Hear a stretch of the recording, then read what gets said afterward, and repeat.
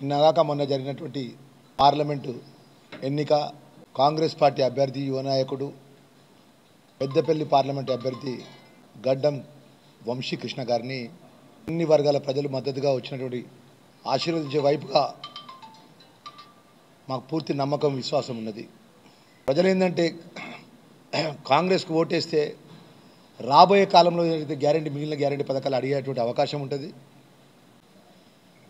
కొంచెం అక్కడక్కడ మండల హెడ్ క్వార్టర్స్లో కానీ టౌన్ ఏరియాల ప్రాంతంలో కానీ నరేంద్ర మోడీ గారి యొక్క ప్రభావం ఉండడం వల్ల భారతీయ జనతా పార్టీ సంబంధించిన ఓట్ బ్యాంక్ పెరిగిందని తప్ప తెలంగాణ కోసం ఉద్యమ పార్టీ పుట్టిందని టీఆర్ఎస్ అని తర్వాత బీఆర్ఎస్ అయినట్టు పార్టీ ఈ రాష్ట్రాన్ని 10 సంవత్సరాలు పరిపాలించి ఇక్కడ ఎమ్మెల్యేగా ప్రభుత్వ విప్పుగా మంత్రిగా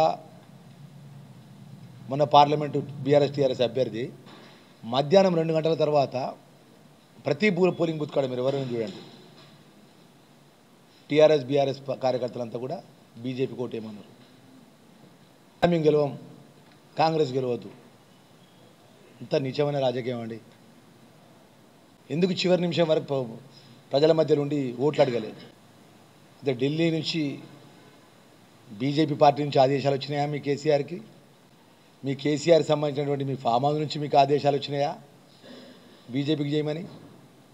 నేను సూటిగా అడుగుతున్న కొప్పులీశ్వర్ను, యొక్క టీఆర్ఎస్ పార్టీ నాయకత్వాన్ని అడుగుతున్నాను. నేను ఎందుకు అసలు సన్యాసం చేసిండు? ఎందుకు మాకు ఓటు అయిపోయినా పర్లే కానీ కాంగ్రెస్ పార్టీకి ఓటు వేద్దాన్న మాట మాట్లాడేది యథార్థమా కాదా? ఇది ముఖ్యమంత్రి గారు ఇచ్చిన ఆదేశాలు వడ్ల కొనుగోలు కాడ ఏ రైతుని ఇబ్బంది పెట్టకుండా ఏ ఒక్క గింజ కూడా ఒక కిలో ఒక్క వరిగ ధాన్యం కూడా ఎక్కువ జోకద్దని చెప్పి రాష్ట్ర ముఖ్యమంత్రి గారు ఇచ్చిన ఆదేశాలు కలెక్టర్ గారు అమలు చేయమని చెప్పేసి కోరడం జరిగింది. రైతుల కోసం రైతులు ఏమన్నా కూడా మేము స్వీకరిస్తాం.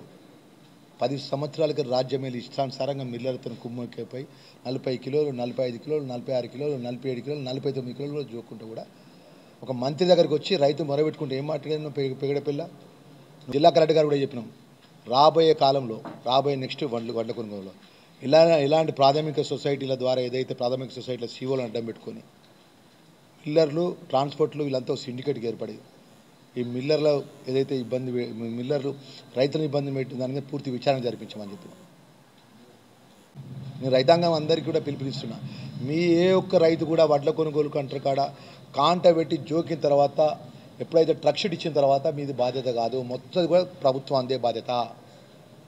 ధర్మపురి నియోజకవర్గ ప్రజలకు నా ప్రాణం ఉన్నంత వరకు ఆ లక్ష్మణ స్వామి దయతో గెలుస్తారు, పెద్ద ఎత్తున గెలిపిస్తారని పూర్తి ఆశాభావాన్ని నమ్మకాన్ని వ్యక్తం చేసుకుంటూ For more videos like this, subscribe Big TV channel.